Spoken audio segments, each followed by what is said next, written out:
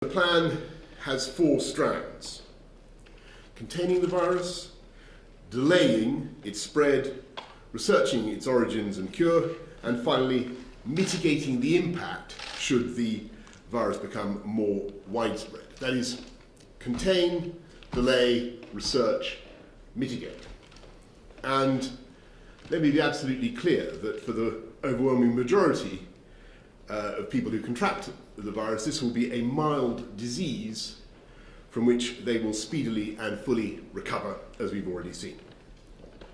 But I fully understand public concern, your concern about the global spread of the virus, and it is highly likely that we will see a growing number of UK cases.